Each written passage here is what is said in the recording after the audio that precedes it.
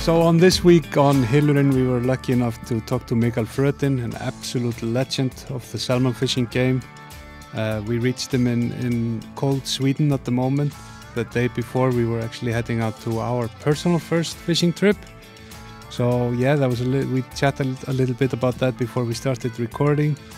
But man, the experience this guy has in catching a lot of fish and big fish, and we had a very in-depth conversation about fly design, drifts, and of course the threat, which is the salmon farming here in Iceland and as in Norway and other places.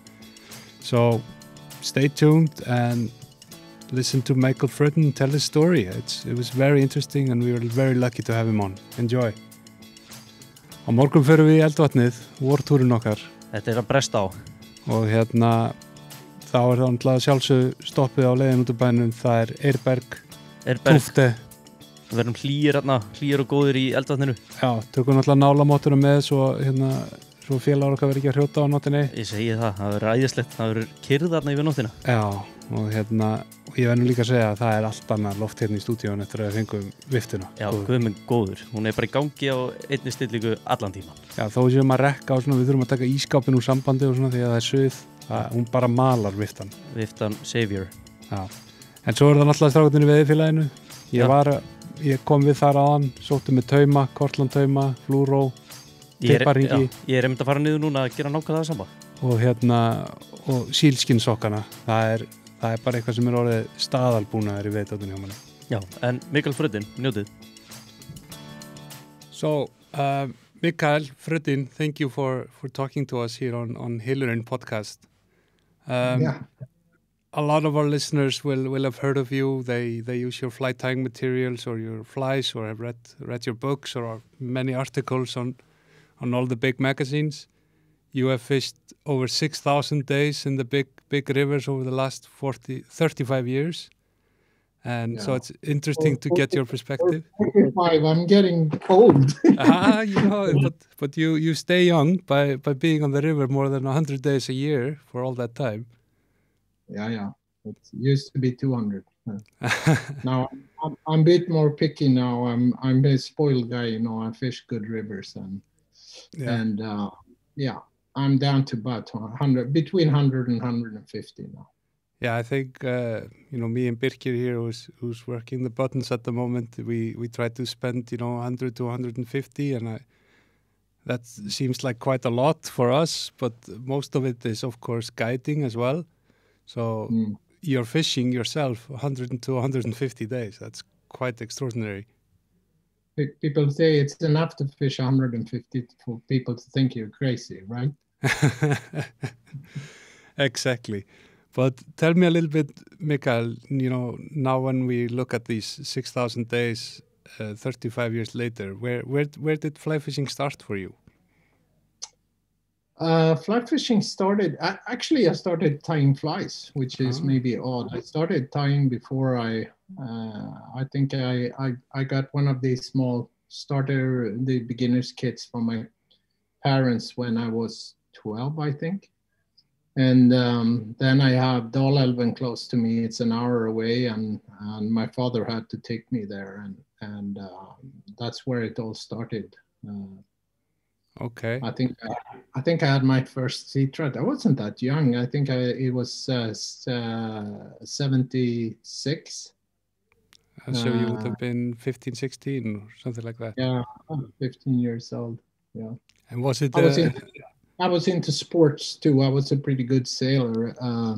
People don't know, but I have a few years in the Swedish sailing team too. So at the time, sailing took a lot of my life. Okay, that's interesting. Yeah, so I was mostly fishing wintertime when there were ice and no sailing. Okay, but was fly fishing sort of an immediate obsession for you? Did you just immediately when you hooked your first one know it was your destiny?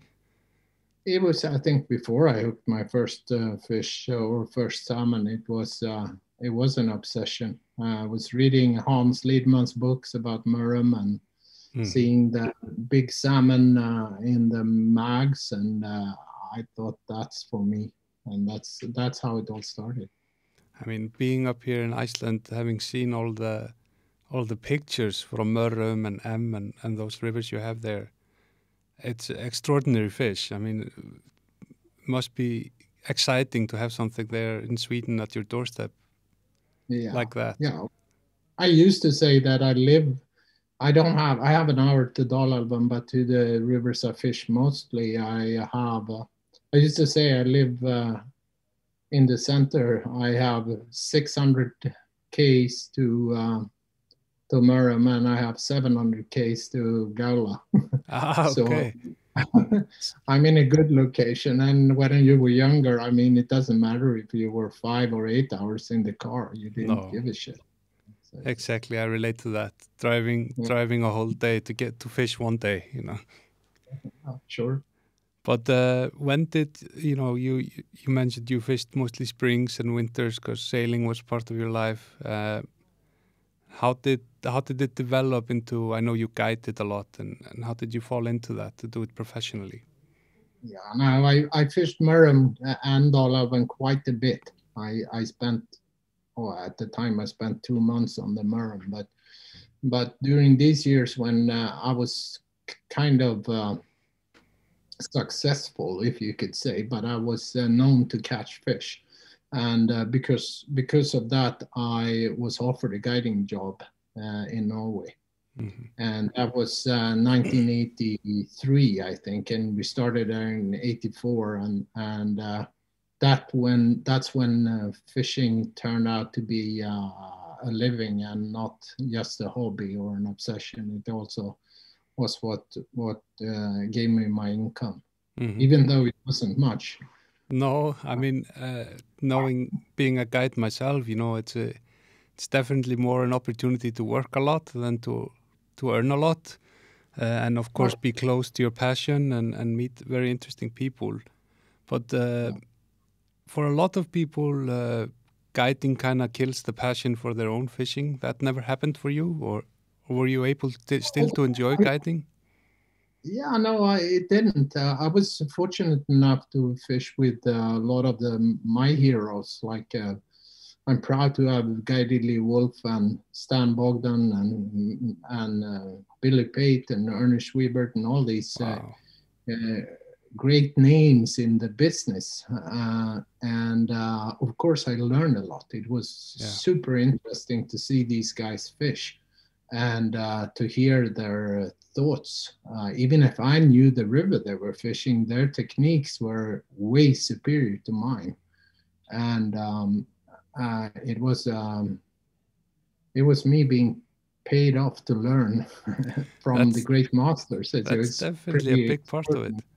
Yeah, it sounds like a big adventure. I mean, these older, big names you mentioned, Wolf and all these guys, Bogdan, were they as good as legend tells it? Or because there is this saying, never get close to your heroes, they will disappoint you. But yeah, well, there were a few, I'm not going to mention who, but there were a few of them that were better writers and had a better reputation than they actually fished, of course. But you mentioned Lee Wolf. He was extraordinary fisherman. Mm-hmm. Probably the best fisherman I have ever met. Yeah. And also from before I met him, he was my greatest hero. And I was just astonished by the knowledge and the experience. I mean, if I fished 6,000 days, he was probably what was he? He was probably 10 years older than I am now, and had probably twice the experience. Yeah.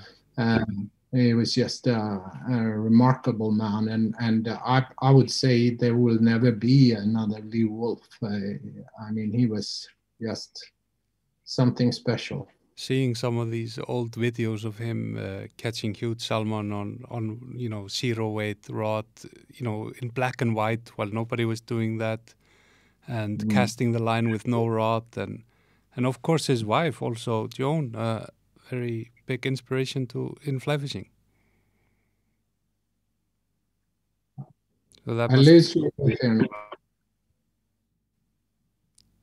I lost you a bit there, but I heard you talked about Joan, and Joan was, of course, sorry, I just need to take this away. Joan was, of course, a competitor caster and also a good fisherman. She is, still is, and will ever be the number one lady of fly fishing. I can tell you a funny story on the wolf. I've written this story so many times. Perhaps people are tired to hear it, but we fished and he caught to make a long story short, he caught a, what was it, a 10-pounder on a dry fly. And after that, and this was probably what I would say the first dry fly salmon out of Norway that was caught on trying to catch an Atlantic salmon on a dry fly. Of course, there have been grading fishermen that caught fish on their grading flies, but he smashed the fly in the back cast, and he was going to throw it away, and I said, can I have that? And I got the fly, and then when we were back at the hotel, for once I was pretty smart, because I walked over to the counter desk and I got a little piece of paper, and I had Lee write a few words, and now that fly is on a little note saying, to Michael, my finest filly on the Norwegian trip, Lee Wolf. That's pretty cool for me. That's nice memorabilia from the great man. Yeah, I have quite a big collection of salmon flies, and that's my number one. So. Yeah, I believe it. But so you fished mostly in the beginning, of course, Sweden and Norway. That was sort of still the prime there. Yeah, you're calling me from Iceland. When are you born? I was in Iceland in 1969. Yeah, I mean, I'm born in 87, so definitely a little bit younger than you. No, but I started fishing Sweden and Norway, and I was fishing. I was quite early to go to Scotland too. Being into fly tying into the classics and all this, it all originates from Scotland, and the whole sport originates from Scotland. So I was really interested in going, and now I fished all the big rivers there. I don't know when I fished Iceland first time, but maybe 20 years ago or something, or 25, I think. So you are mostly known, for fishing Norway and of course Scotland and Sweden and Russia for big salmon. That I get the sense that is really your kick to catch a big fish. How do you like Iceland then? We don't have these 40-pounders here. No, not really. But no, I love Iceland, and it's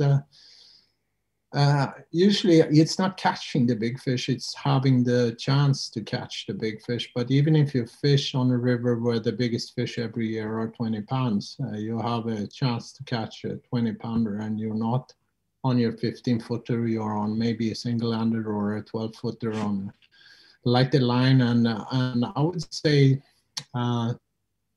it's not comparing size that way, it's more to adjust to where you are. And on some of your rivers, I mean, you catch an 8-pounder. It's a bloody good fish, Yeah, it's all relative, of course, to where you are and all that. Yeah, so it's not about that. And every fish and every take is unique, and the challenges in Iceland are different than in many other places. And I fished maybe a dozen rivers in Iceland, and I mean, going to Stora Laxa is fantastic. Yeah, it's a pretty river. It's so pretty, just amazing, and the fish are spooky. The challenge is big. They're not enormous amount of fish, at least not when I fish it, and you get a few fish a day, and you've done good, and it's good sport, Did you fish it with Árni or? Yeah, I was seeing. I have actually never fished it with Arnie, but Arnie was the guy that invited me. Okay. And I was fishing other rivers, and he had. I fished on Beat 4 a few years before I fished further down on the river too. But Beat 4 on Stora is really, really nice. It's a special place. But I like Blanda. It's different. It's not as popular. It's mostly got a bit of glacier to it, but it's a really nice river. I fished Vididalshavn last year, first time. It was a fantastic little river. I like Hofsa too. Beat 1 on Hofsa is fantastic. Yeah, Hofsa is a gem. You have so many. You're spoiled. You have so many very good true. rivers. I did travel to Argentina earlier this winter to try my luck for some sea trout, which was very awesome experience. But it also put into perspective how lucky we really are in Iceland, because you think the grass is always greener on the other side, but we have a good selection here of salmon rivers and of course trout opportunities as well. But it is. I'm fortunate enough. I'd like to fish the classic rivers, and I still haven't. There are a few I haven't fished, but I haven't fished Þessa in Scotland, and there are a couple of other rivers I'd like to fish in Scotland. I haven't fished the Moisey in Canada. I fished the other Grand and Petite and Bonaventure and Restigouche and all these, but I like to fish Matapedia early season. I haven't done that. Even if you fish a lot, there are many places you like to go. Yeah, it's an endless journey, this fly fishing adventure. It is. Even though there are fewer and fewer fish, there are many rivers that is, you want to fish it to have done it. It's not the catch. It's more to also to follow what you've been reading about all your life there, so. Of course, and just experience the atmosphere of and the there place. there are Icelandic rivers I'd like to fish too, so. Yeah, anyone that springs to mind? I still haven't fished the Sellau. I've been invited, but I couldn't go, and I haven't fished it. And of course, I like to do it. There's some big fish on the Sellau. Yeah, for sure. And it's a very pretty river, clear and technical as well. Yeah. So you mentioned your fly tying. Of course, you are very well known for that. You have published some books that have become famous. And here in Iceland, we can buy your flies. And what do you think, led you to this? Because you mentioned classical flies and all that. The journey to get to where you are, because I would say you have a distinct style. I can see a fly and say, oh, that's a Frödin style fly, more or less. How did you come down to this sort of very hairy, split wings, all of that, very, very colorful? Well, I think it's like that. This actually, that if I wouldn't have met Håkan Norling back in the early 80s, I can be a cocky guy. I would say that salmon flies would have looked different today. Håkan was also like me. He had an obsession for salmon flies, and both of us, we've probably talked tens of thousands of hours on salmon fly designs, but both of us we lived by the fact that the fly is all the fish will see. If I do it right, the fish wouldn't know that I'm there, and all that I'm showing is a fly. And when people say the fly is not important, I think that first of all, it's taken away a bit of the magic into salmon fly fishing. But I also actually, as a fact, think I know that is wrong. The fly will affect your catch. Of course, how you fish it, but the fly is important. And this is how we experimented with with how to make a fly look alive. And I think that the more they move, and the more you can adjust the profile of the fly, and you can make them more or less translucent, and you can build up what you think is the perfect fly. And I have a say that I do a few speeches, and I have a little speech called a masterclass speech, where I try to say, how do you do to catch more fish? And in that, and actually I've now written a book, it's not out yet, called The Perfect Drift. And I think it's all about collecting as many meters of perfect drift as possible. And if you cut that down, like I do in the book, what is the perfect drift? And if you go back to what you said about flies, it's like you can do everything right and presenting the wrong fly, and you're still not going to get the take. So the flies, for sure, in my world, is super, super important. And it also comes with experience when you learn to know what works, not by listening to others, but from your personal experience. And I would say your personal experience is worth 10 times something that you read about. That way you will adjust your thinking on the fly, and you find out that if I do this, I will get something that looks a little bit different, and it works better during these conditions, and then you build up like a personal idea on how the perfect fly will look. It's interesting what you say, because we here in Iceland, of course, have in general less water than the rivers you fish. So we have a lot of sparsely dressed flies, and yes. you speak about flies that have a lot of motion in them. But our most successful fly in general is the Francis. Can you give a little comment on that? What makes something like a Francis work when you're usually searching to put live? I think it's super easy answer. Is that when you fish a Francis, you present it closer to the fish. And during certain conditions, you get the fly close to the fish, that's going to produce more text to you.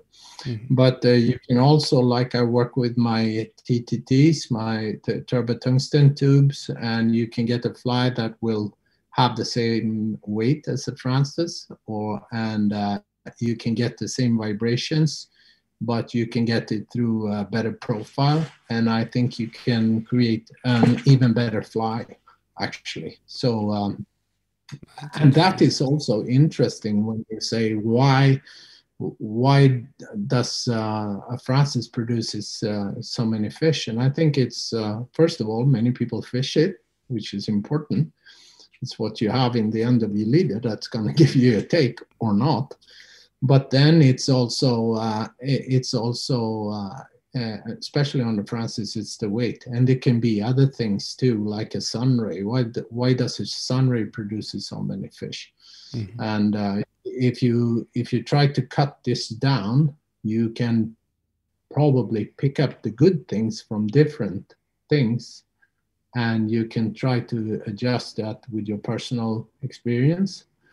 And this is anyway what I think, and you can make a fly that's even better. One of the old Icelandic masters of fly tying, he's credited with a lot of our popular flies, Kristján Gíslason. He commented on, he's long deceased now, but when the Francis became popular, he said the reason it's good, it's because you don't have to be a good caster to fish it. Because it kind of catches fish on every drift if it's just dangling. Or do you think that's a right assumption? I think it's because you get the fly down to to the fish, and especially Iceland. As you said, you fish a lot of tiny, small flies, and if you don't skate it, tiny little fly will be right under the surface. Most people will fish this, and you will come through with a Francis that is, like most, probably a bit weighted, or at least it will cut the surface and fish a little deeper. And there you go. Maybe that's what solves it. I used to say I'm a Francis-free generations. I never fished a Francis, so I shouldn't say. But, no, exactly. But I'm trying to pick up, what I think is good on other people's design. Yeah, I think you can definitely fish. I actually never caught a fish. I actually never caught a salmon on a fly I haven't tied myself. Wow. But that's how it is. It's because I never fish them. Yeah, and that being said, you also, if you only fish a Francis, all the fish you catch are on a Francis. So that's obvious. That's how it is. It's like the sunray. Some places people only fish the sunray and they catch the fish on it and they think it's fantastic fly. Yeah, of course. I saw a video from you once a few years ago where you were talking about the drift and your presentation of the fly. You were talking about what to Icelanders would look like way too lateral drift. You're casting almost 90 degrees to your side and presenting the profile of the fly to the fish. Here in Iceland, we're always trying to keep it tight, do a big mend, to just show the butt of the fly to the fish almost. Why is this? Do you prefer this also in smaller rivers, or? I prefer it all the time, and if you think back, maybe the key here is if you think back to what I said about the perfect drift. It's about it's not much hocus pocus in salmon fishing, even if we like to believe it. Okay, I think it's quite simple. The more meters of perfect drift you can create, the more fish you're gonna catch. Okay, and to my knowledge, the first third part of the drift is the most important one. The fish will see a lot longer. They know about a lot more than we think about what's happening in the pool. And a fly comes down, and if it, sometimes they take it dead, but if it just drifts down dead, it's not going to affect the fish as good as if you get swing to it. And if you think, even if you're a good caster, and during my classes, I try to say that one of the most important things is the straight line. You're fishing like on a clear river in Iceland, you fish a long leader and a thin leader, and it's really hard to make that fly pop down and start fishing.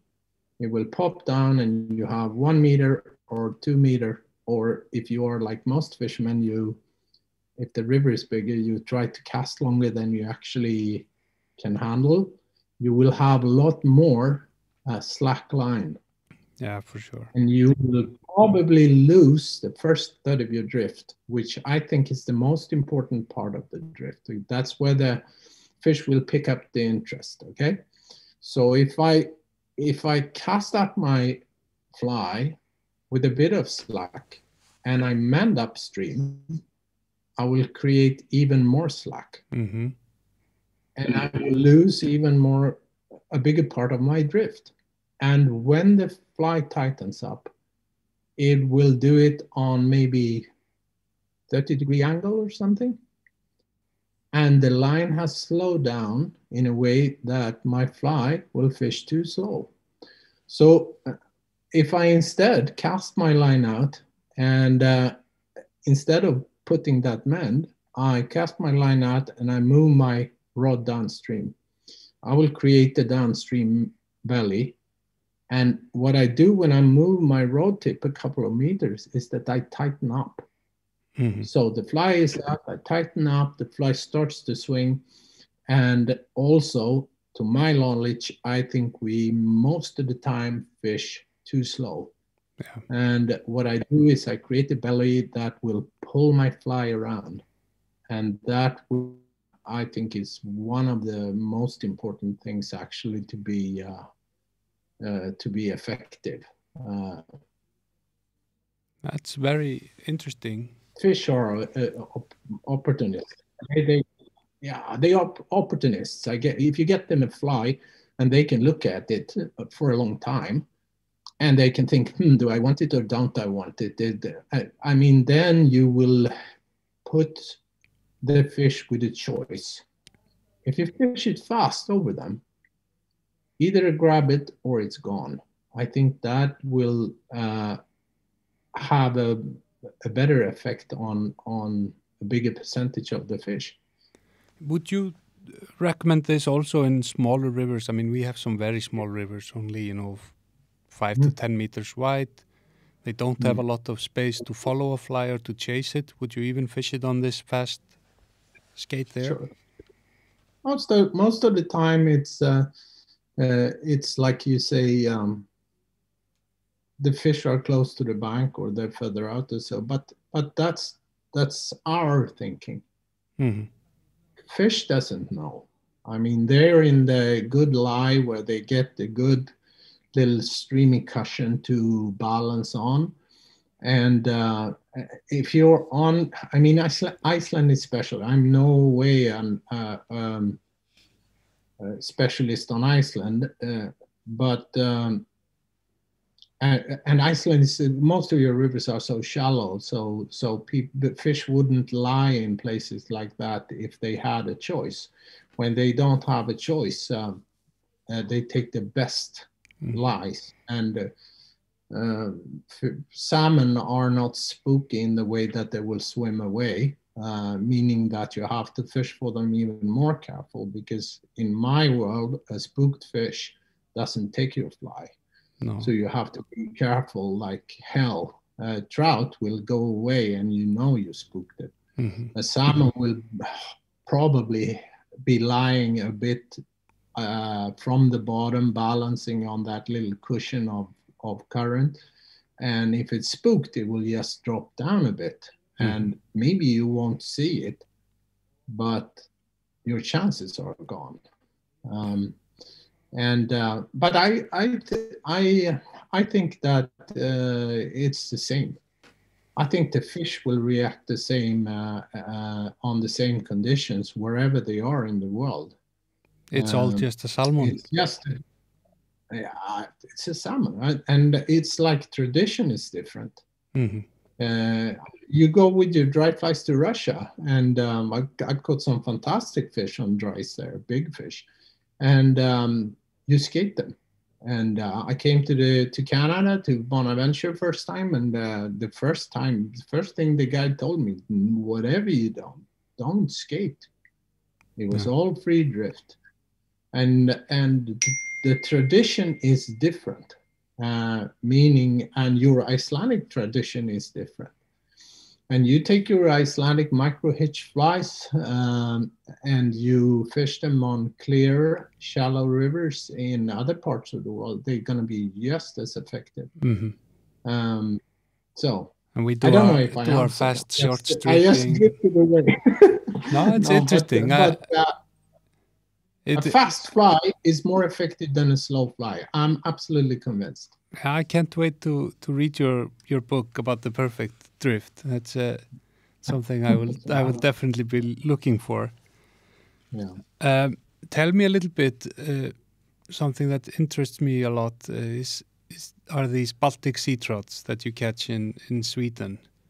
Do you swing for them similar to salmon, or I've heard they lay dormant for days and it doesn't matter what fly and it's all about moments. What are your thoughts on these huge sea trout?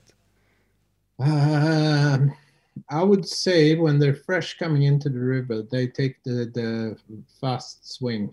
But remember, a salmon and a sea trout take different places in the river. A salmon is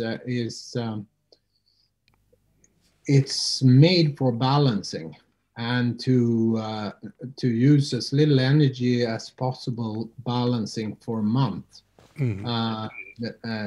because they don't eat in fresh water.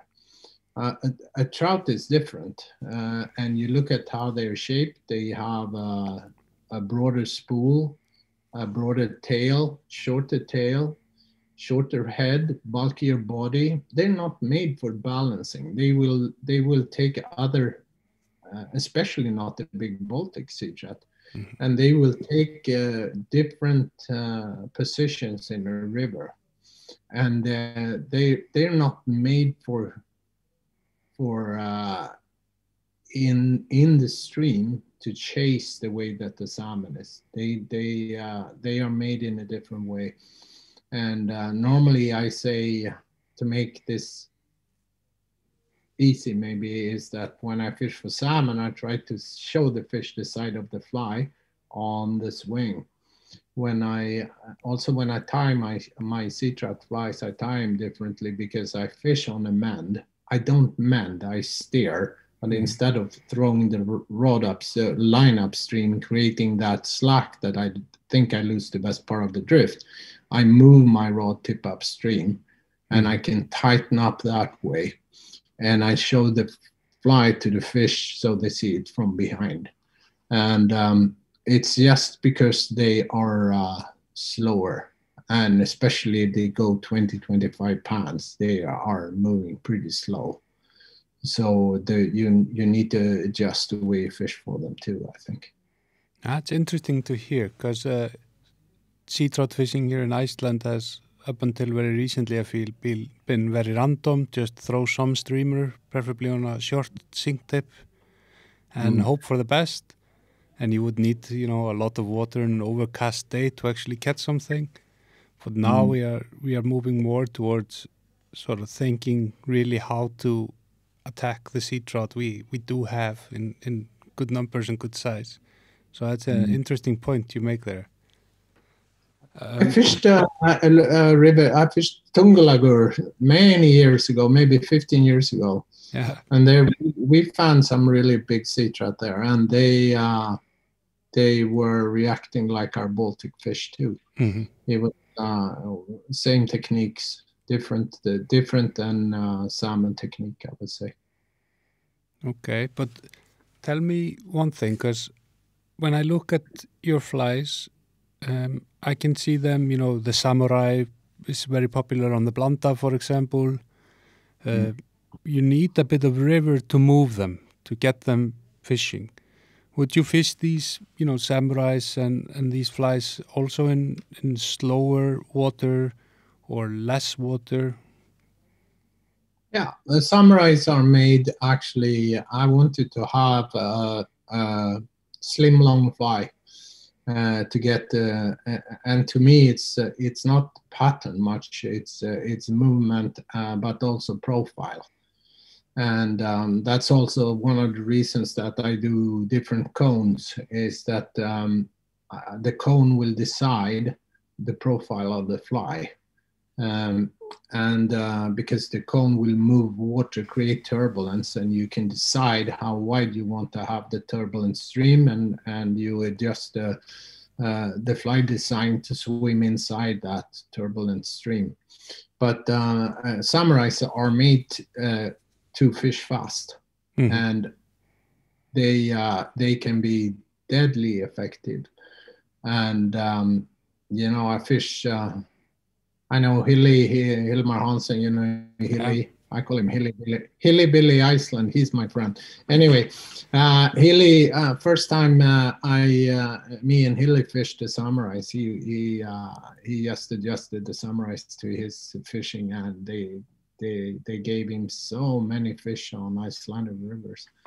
So it's again what I said, that you have an idea on how you want the fly to behave, and then you adjust the tying. And here, when I wanted to have a drop shape, but I wanted it to be not as translucent as most of my other flies, because I wanted it to be fished on a downstream belly fast.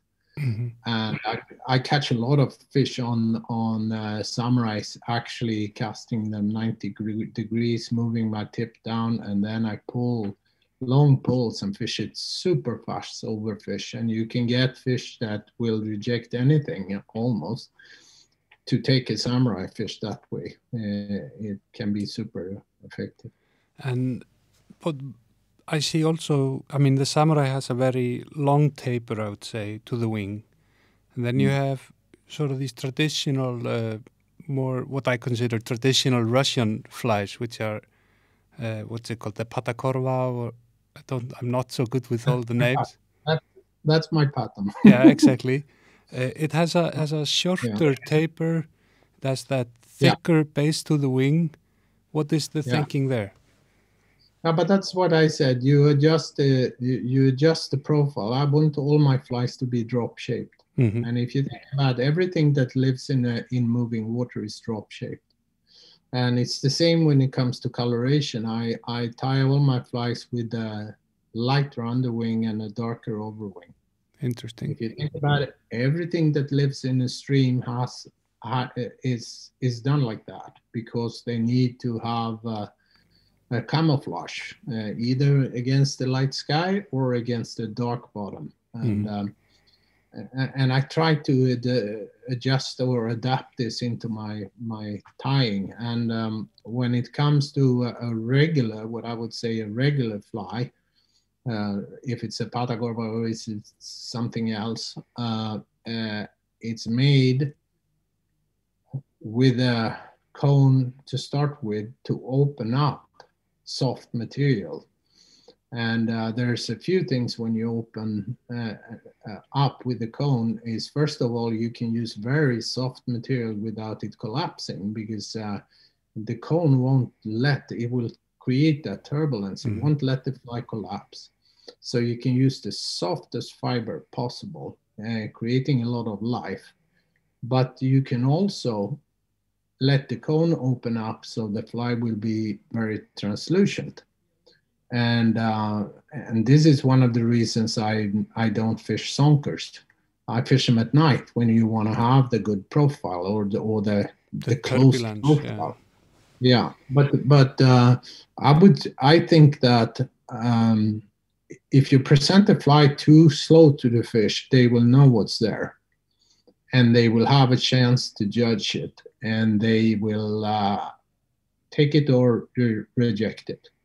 It's the same if you fish a fly that's really not translucent. The fish will know better what it is. If you have a very translucent fly, and one of the ideas too when I pick the fly for a river is that I most of the time try to make it blend in.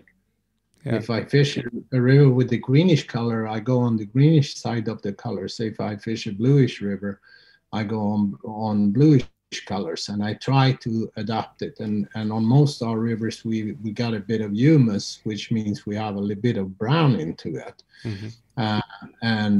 Like the patakorva comes from the Alta, it's got a tea color. It's a tea color river, and I try to make my flies blend in.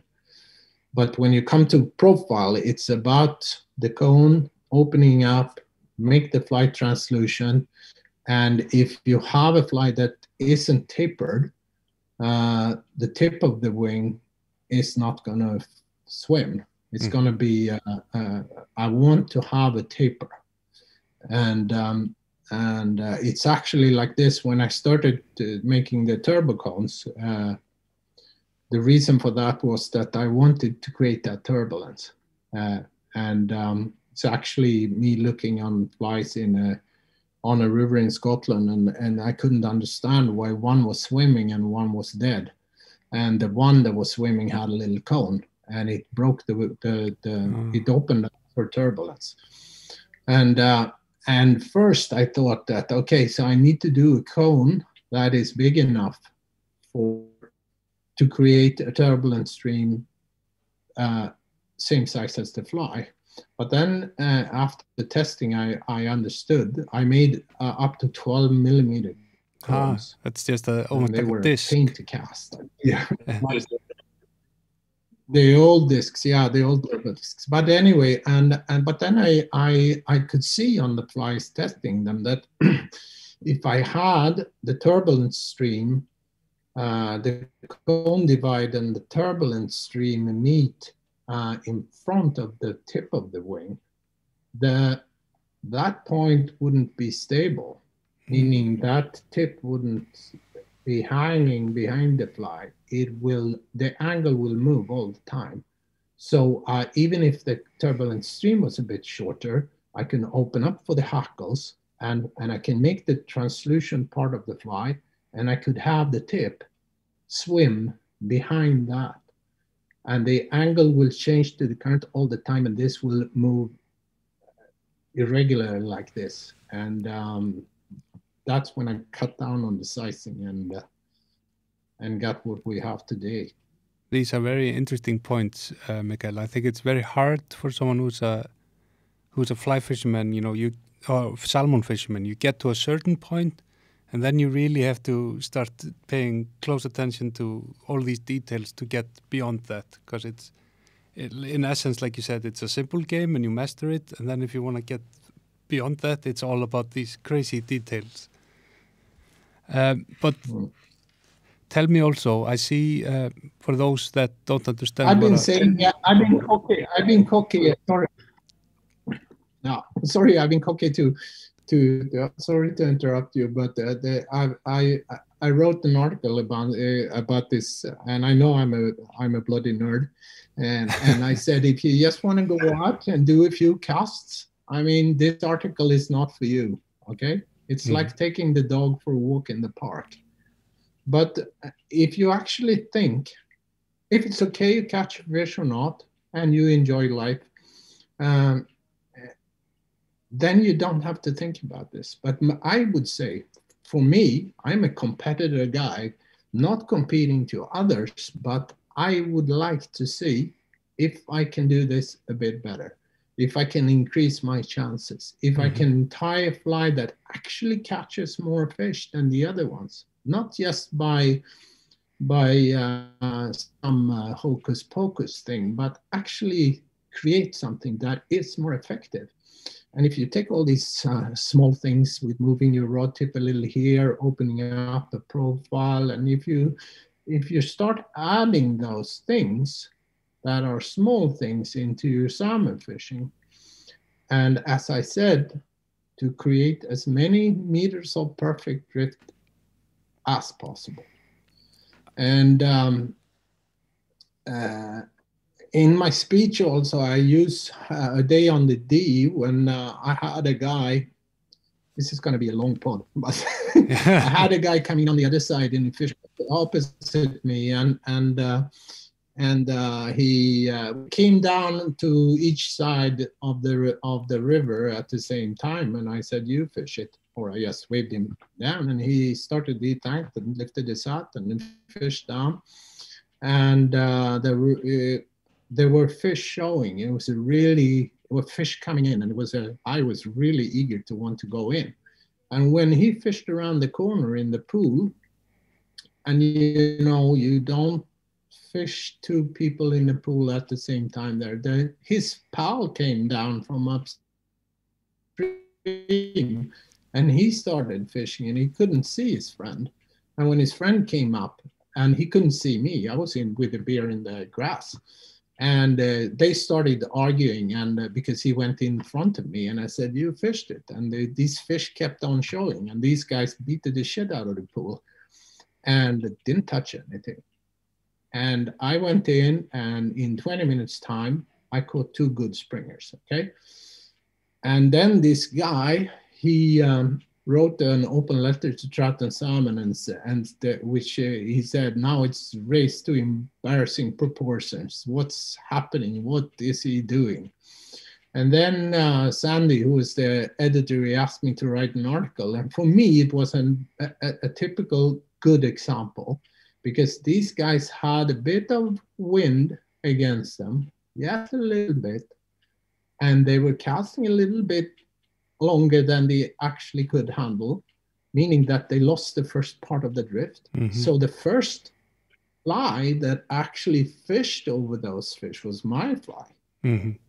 It was pretty obvious that if you just try to adjust and pull a few of these small things, to me it was really, it showed that the straight line and the drift and not the dead fly can be the thing. Not any hocus pocus or things. It's just trying to think about what's happening with your fly in the water. That's all the fish will see. They won't see the line and what the current do with the line. They will see only the fly. Do you pay a lot of attention to also your leader as a factor in straightening out your flies and stuff like that? Sure, leader is important. It's what connects your fly to. It's part of your tool to control your fly, of course. Yeah, we have I wouldn't say a debate, but there is definitely, we used to just have so much fish here in Iceland not that long ago that people didn't have to think about these details, and it's changing a little bit. So a lot of people that have been fishing for a long time don't even use tapered leaders or stuff like that to assist them, but in a little bit of a headwind, like you mentioned, that will create so that you lose that first third of the drift. That's so important. And most people lose it anyway because they're not really into the importance of the straight line. Mm-hmm. And so I would say I try to adjust it by moving my rod tip. Then I can tighten up a meter or two easily. Mm-hmm. I noticed one thing which caught my eye on your flies, which I have not seen on other salmon flies, is you use rubber legs even on some of your tube flies. And knowing you a little bit now from our short chat, you don't just put them on there for looks.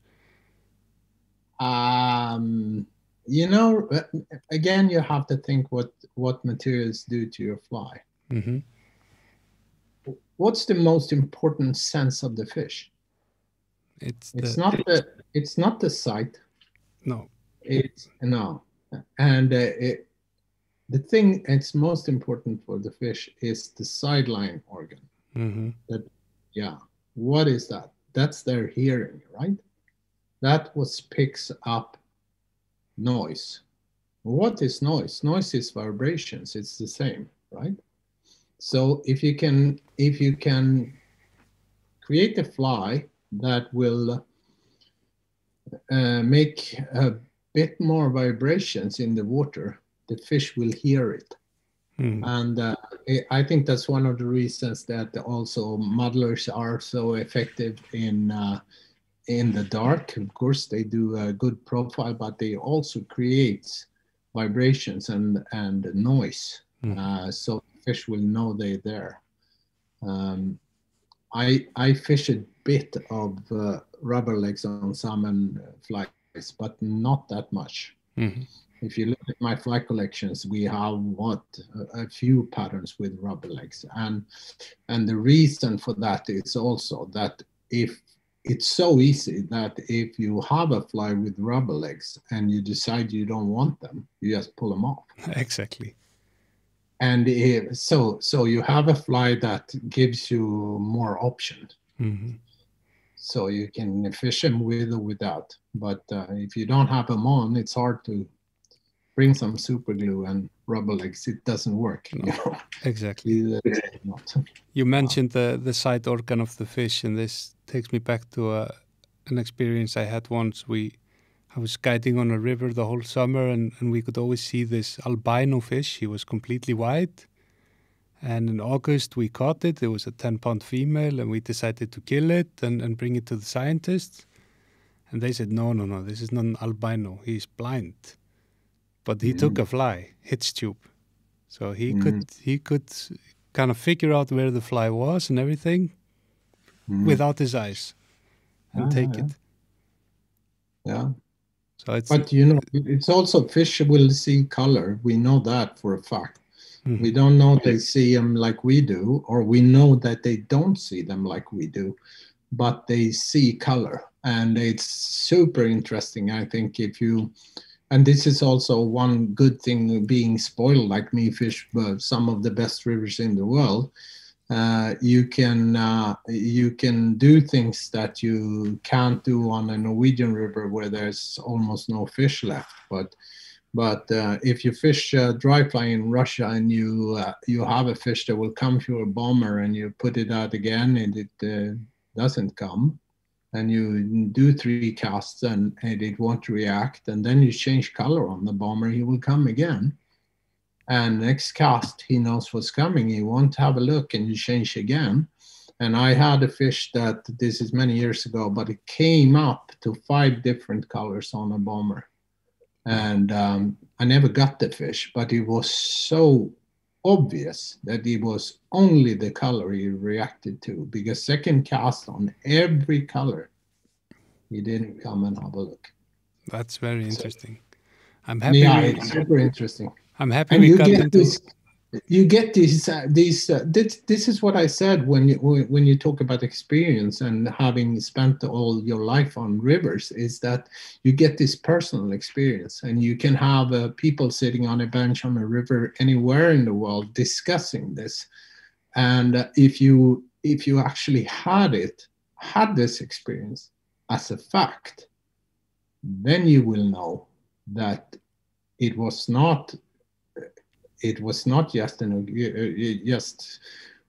by some occasion that it came for just this 6 cast or so. It reacted to the color, and there you go. And then you have a personal information that is important, I think. I'm happy we got a little bit deep into flight design and stuff.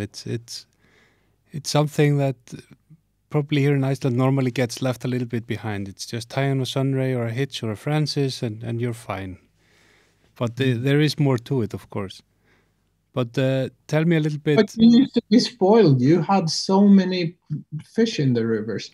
And if you come to a pool and there's 50 fish there, and there will be one crazy one or two, or there will be a fish for you, even if you don't do it perfectly, or even if that fly is dead. Or, I mean, you are also moving into our world of rivers where there are fewer and fewer fish, and that's very true. We are. Taking better care of, leaders, lines, and looking at the details of all of this.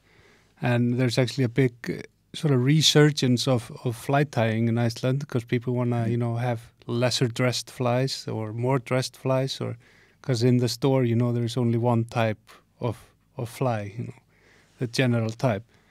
But tell me a little bit, I saw last year, one of your reels. You're doing now reels and rods under your own Salar brand. Why did you feel the need to go there also?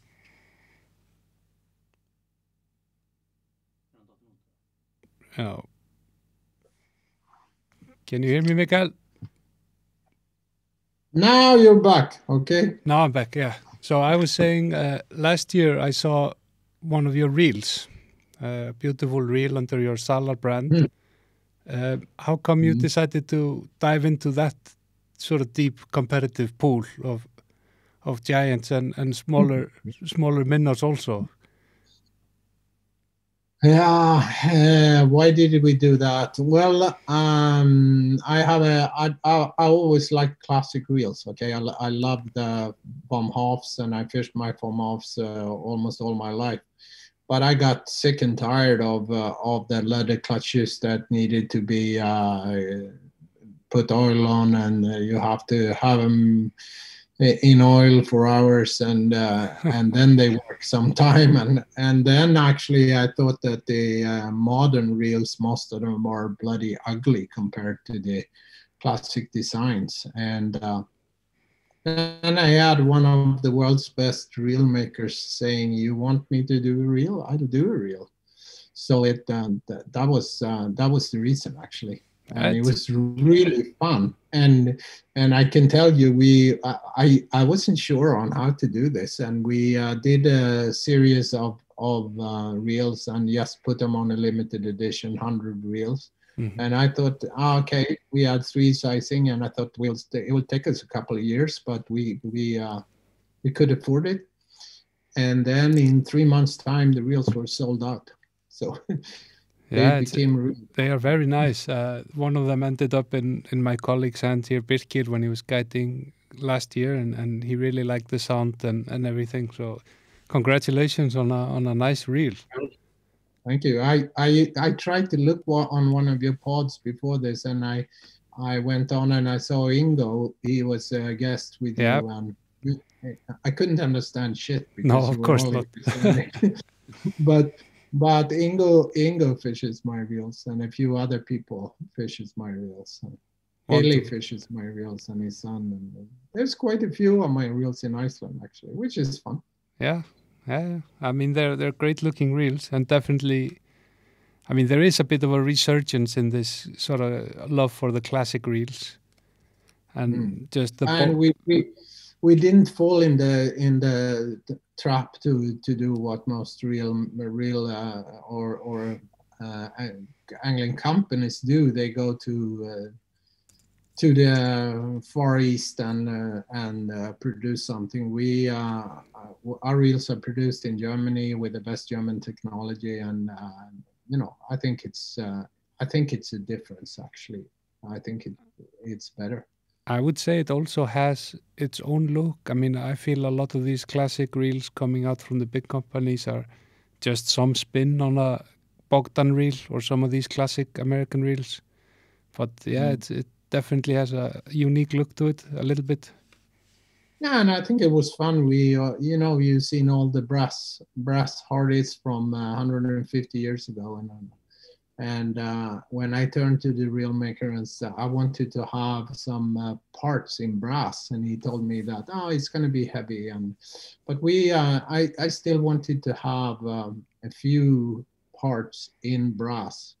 Meaning that I should have had one here. I don't know, I think. But anyway. We will put a picture inside the frame while we are discussing it. But the thing is, when you use them, brass is one of these metals that go more and more beautiful the more you use it. So it's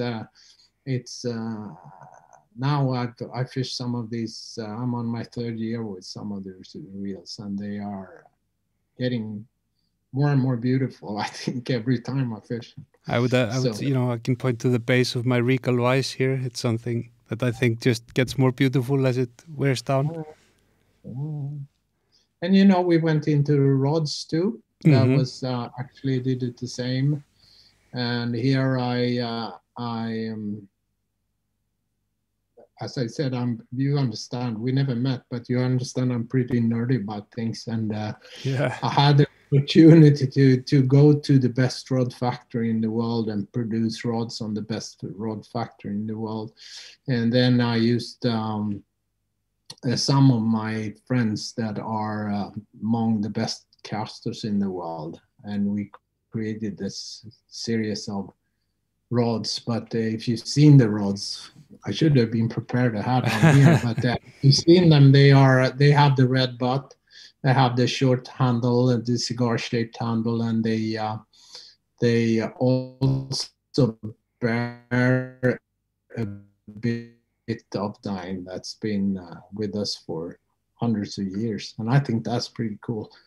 So you combine the best technology on the best factory with a bit of classic design, and I think they turn out very good. Yeah, I will have to try one at some point. Would love to do that. Maybe I can convince Ingo to loan me one of your setups. Yeah. But there's a few other people that's got the rods in Iceland too. You will see them. They're easy to see because they have the red little button. So, tell me a little bit, because I know you're very, very, very much involved with conservation, and we come back to this point here in our podcast about the fish farms being set up on the West Fjords and on the East Fjords. You are, I would not say you are old, but you are older than me, and you have seen this happen in Scotland and Norway and the decline. How did you get involved in that, and what are your feelings about the future in Iceland if we let this go on? Well, I would say that maybe today I spend a lot of my time with conservation, and I would say that the longer I'm in this, the more of my time goes into conservation, and simply because that if we don't care and if we don't try to change things, we will not be the lost generation. We will be the last generation of salmon fly fishermen. And we used to think that that the salmon farming was the key to saving the wild fish. And I was employing the fish farming industry back in the early 90s. We didn't understand better. But now we know as a fact, and the scientists around the world are saying the same thing, that the biggest threat to our wild stocks of salmon, no matter where you are in the world, is the fish farming industry. And we will have to try to fight this industry. First of all, they produce something that's bloody poisonous, and they do it by destroying our ecosystems, our fjords and our seas. They outfish the oceans for food. They have used to be 4 kilos, now they're down to 2.5 or 3 kilos of wild fish to produce 1 kilo of farmed fish, and they create a big genetic pollution, and they are a disaster for our wild stocks of salmon. And I was actually one of the guys that were pushing for getting a genetic status on the Norwegian rivers, and there's been millions of fish escaping, and it turned out that 60% of the rivers, this is 2019, 60% of the rivers, you can see in the DNA on the fish that they were affected by the fish farming industry. I almost forgot to say that that when they empty the seas for fish to make food for the fish farming industry, they are now turning into soy. And one of the biggest reasons for cutting it out of the forests in South America and Amazonas is the soy industry, and one of the biggest buyers are Norwegian fish farming industry. So this is from one end to the other end. It's a bad industry, and if we can try to change the industry, because it can be changed. I'm not against farming, okay, but you have to do it in a sustainable way, and one way is to move these farms into close containments, and where you can control things. And the best place to have them is on land. I have not great beliefs in close containments in the sea, because sooner or later it's going to break. Yeah. Even if that storm comes every 15 years, it's going to be a disaster at the time. But you know, I'm actually surprised. I'm not surprised the companies want to make a lot of money in a short time, because that's how all industries are working. They very few industries look into our ecosystems and try to do things sustainable, and fish farming industry don't give a shit. They are doing this in open pens where all the poisonous, everything they throw out there is going straight out in the ecosystem and kills everything around it. It's just terrible. And you know, we did this film with Patagonia. Patagonia is one of the few companies that actually are taking trying to do things in a responsible way. And for me, I'm a Patagonia ambassador. And when I was asked to join Patagonia, it was obvious this was the company I wanted to work with. And one of the things we done is that, or I was part of, was the film Artificial. Great film. And yeah, those of you who haven't seen it should see the film. It's a pretty good film showing the impact on fish farming and hatcheries. And actually, the premiere on Artificial was in Iceland. Yep. And I was diving in one of these pens. I got accused for trespassing, and I was convicted in a Norwegian court. I remember that happening. You still take me in your show, even if I'm a convicted criminal, right? Yeah. I mean, Anyway, I was going to tell you that when we went up to the West Fjords with journalists from all over the world, actually, from some of the biggest media, and we came up and we were going out from the port to have a look on the farms and to show the journalists how a fish farm looks like. The police was on the harbor waiting for me, and they asked me what I was doing there and what my intentions were.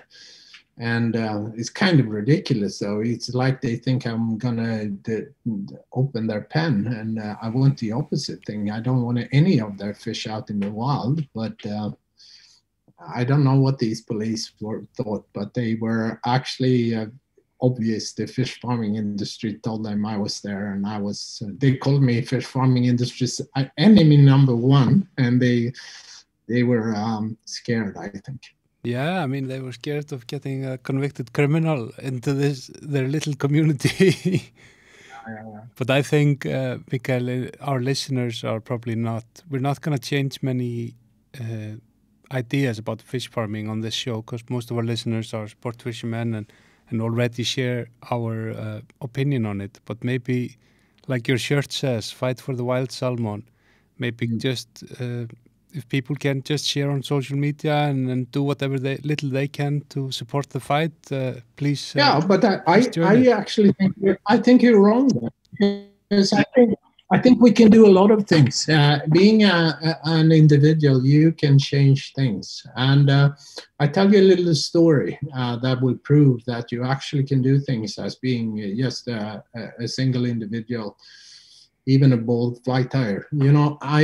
I had a thing that I did to every time I walked into a food store. I walk up to the counter and I asked for salmon, and they will take me over to this pile of ugly-looking white-striped farmed poisonous fish, and I will say no, I want some real salmon. And I did this a few times, and then me and my girlfriend were in a place where I hadn't been before, and I said, I need to do this. I made it like a regular thing. And I walked over and popped my question, and the girl in the country, she looked at me and said, "You're that fishing guy, aren't you?" And this is a town of 300,000 people, okay? And it shows that even if you keep on doing this as an individual, you can place thoughts in the head of the people. And these girls and boys working in these, selling this fish, they probably talk to the buyers and saying, what is this? Is there something wrong with this? And you will get sow a little seed in these people questioning things, and we can all do that, and we can all also stop eating it. And I know in Reykjavik you have the restaurant saying we only serve the fish from close containments, and that's superb. Yeah. And I believe in the power of the consumer. Okay, if we're not going to buy it and eat it, they're not going to produce it. So in a way, the responsibility is with us. But still, and it irritates me a bit because salmon fishermen are like this. We all know the biggest threat is the fish farming industry, and if you take 100 salmon fishermen, you ask them, when did you have salmon sushi last time? Probably 70% of them would say, well, last couple of weeks, you know. We are lucky here that there are a lot of our chefs at some point in their process work in the fishing lodges in the summer, and they end up as fishermen. So there's a big movement in the Icelandic sort of restaurant business to put these stickers in and only serve landlocked salmon. So, and I'm actually picked that up from you guys in Iceland. I'm working with some of the best chefs in Stockholm now, spreading the same idea here that first of all, it's not good for the environment, and we're gonna make wild fish go extinct if we keep on doing this. But secondly, it's not very healthy. It's full of poison. And I was actually on an interview with or a debate on the Swedish radio about this, and the program got accused for not being journalistically correct. But I won because it is questionable. And you can question the industry, and it's high time to do this because, and this is the scary thing about this, is that we don't have that much time. I would say if we let the industry do this another decade or so, there will be no wild salmon in Scandinavia. Wow. Baltic salmon, but all the genuine stocks of wild Norwegian and Swedish Atlantic salmon will be extinct. They will all have a DNA that will be changed into the fish farming industry fish. And that's pretty scary. So, what has taken evolution hundreds and thousands of years, a greedy industry is allowed to change in a few decades. And this, it's scary, I think. I mean, you kind of answered my next and final question for you, Mikael, which was where you see the future of salmon fishing. Of course, we are in this battle with fish farms. In Iceland, it's becoming so real to me how it's changed in the 18 years since I started working in this industry with the runs. And, you know, where will it be in 20 years' time? This whole industry of tourists, guides, and just these wild fish existing in their natural habitat. So but you have one big advantage, and that is that you are a small country. You have a small population, and you are an island in the middle of the Atlantic. If anyone will succeed, it's you guys, to keep the industry out of Iceland, to change the industry. I tell you a quick one. There was a little article in one of the biggest financial magazines in Sweden, or newspapers in Sweden, where there were actually a CEO who said they are investing 2 billion kroner into producing 20% of the Swedish of what Sweden consumes in farmed fish, and they do it on land. And she said that the reason for this is all the media that came out of Artificial and my trial. And that also shows that we are going in the right direction, but it's going way too slow. I actually think that Norway is lost. It's too late for them. It's too late. It's not too late for you guys. You have the chance to do this. But to keep on doing this, I'm sorry if I talk too much, but what I don't understand is that how can you be a politician in one of the small villages on the Norwegian coast or in Iceland to say, we know we're going to sacrifice the wild fish the wild ecosystems, because they can't say today that they don't know. They know it's going one way. Okay? They know it's going this way.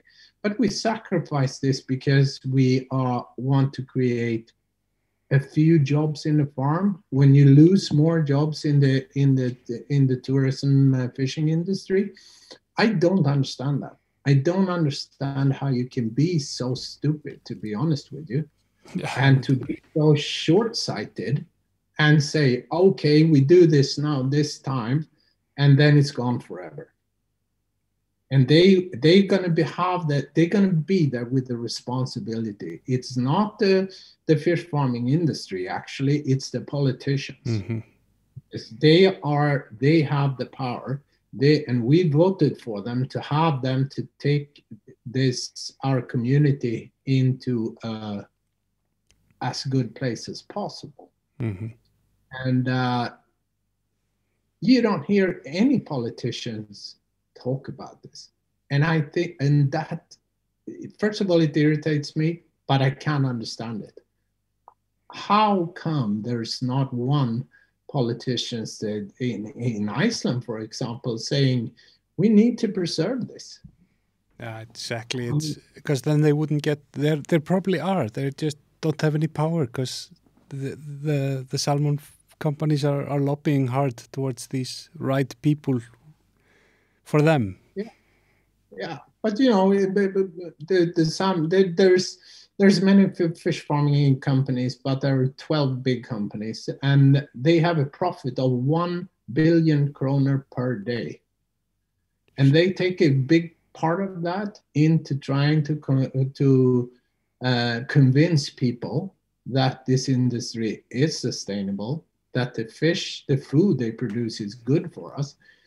But that's also stupid. Why don't they take that, a part of that, trying to, instead of changing the business into being sustainable, and they will have an industry that will live. Mm-hmm. Now the Norwegian companies are losing this battle because the industry will change. Unfortunately, I think it will change too slow, and that it will we will have lost many hundreds of the wild stocks before the industry get up on land or into close containment. But again, you guys have a chance.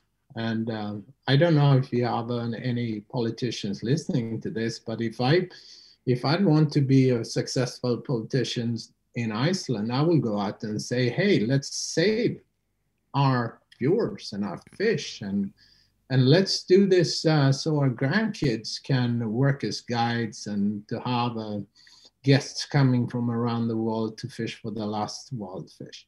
I mean, that would probably be a really good way of being elected in Iceland, I would think. Yeah, exactly. Yeah. And that we have still these fish to enjoy. I mean, Icelanders love fishing themselves, and just to have an opportunity to go, and whether it be our Sea-run Arctic char or sea trout, that will go first. Yeah. And then, of course, the king, the salmon. Wow. But the problem is that we are the missing piece here, because we think that the ecosystem is ours to play with. Mm-hmm. We don't understand that we are actually part of this ecosystem, and that being the most intelligent on the planet, we also have a responsibility for doing this in a sustainable way. Exactly. It's ridiculous, you know, I would say. But again, politicians, where are you? I mean, it's obvious. You back 20 years ago and you can have a discussion with people saying that, no, maybe the industry isn't so bad. Today, you have 1,000 kilometers of destroyed ecosystem outside of Chile, and you have the facts from the genetic pollution in Norway. You have the dead fjords. There's no cod. The prawns can't have a shell. It's all out of balance. Mm-hmm. And the politicians know this. So yeah, we were just when we got unexpectedly interrupted by the Skype crashing, we were just about to wrap up. We were talking, of course, about the salmon fishing industry sort of ruling the future of our sport, if you even want to call it that. Mm-hmm. So yeah, things are bleak, but we have a chance here in Iceland to stop this now before it gets out of hand. Yeah, I think you do.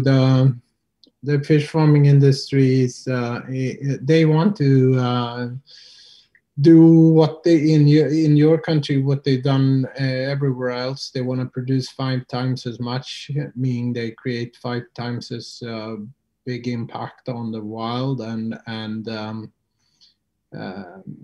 that's going to change Iceland in a decade or so. You will be probably soon in the same critical situation as Norway and also Ireland and Scotland, where you go to the Scottish west coast and there are practically no sea trout, not one individual left, and very few salmon. And but again, you are a small community on a small island, and you have a big percentage of the people living outside the city, and you are an outdoor people, mm-hmm. and if there's anywhere in the world that can hold the fish farming industry away, it must be you guys. But again, you need to have politicians on your side to fight for the fish and for our sport too. But I must say that the ecosystem and our stocks are more important than fishing them on a fly. Yeah, it's about the fish, not about the sport, first and foremost. No, it's about the ecosystem. It's to have healthy ecosystems that we can hand over to our kids and grandkids. That's how they, if they're going to look at the salmon leaping the falls, or if they're going to look at them in your clear rivers or fish for them, that's less important actually. But they need to be there. Otherwise, it's disastrous for all of us, and especially for you guys with so many rivers and so few people. I mean, it would be ridiculous. Yeah, but I think that's a good note to end our little chat on, Mikael. Thank you very much for talking to us, and I think a lot of people have picked up a lot of good pointers regarding drift and fly tying and fly design and of course conservation and your whole story.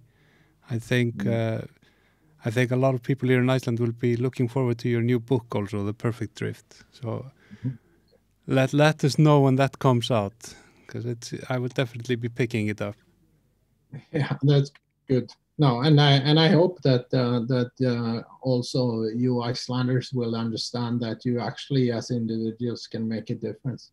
Stop eating this thing and talk to your politicians and just stop the madness for your own sake. I mean, it's ridiculous. Exactly. Thank you very much. That's a good message.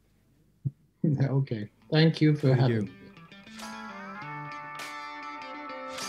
Við minnum þá sem að vilja standa með okkur þessari vegferðargerð á Patreon aðgang Hylsins á patreon.com/Hylinn, en þeir sem hafa keypt sér velgjörðarmanns áskrift þar eru Doddi í veiðifélaginu, Ásgeir Þór Kristinsson, Heiðar Bergmann, Jón Þór Júlíusson, Hilmar Þór Sigurjónsson, Ólafur Finnbogason, Bjarki Bóasson, Brynjar Ágúst Snædal Agnarsson, Karl Björnsson, Haraldur Orri Björnsson, Ármann Kristjánsson, stórbóndi á Jarlstöðum í Aðaldal, Tóbías Sveinbjörnsson, Jóhann Freyr, Jón Magnús Guðmundsson Bleikja, Marvin Þrastarsson, Jón Þór Tryggvason, Jón Þorsteinsson, Óskar Örn Óskarsson, Hrafn Á Hauksson og Stefán Sölvi Pétursson. Takk ykkur kærlega fyrir.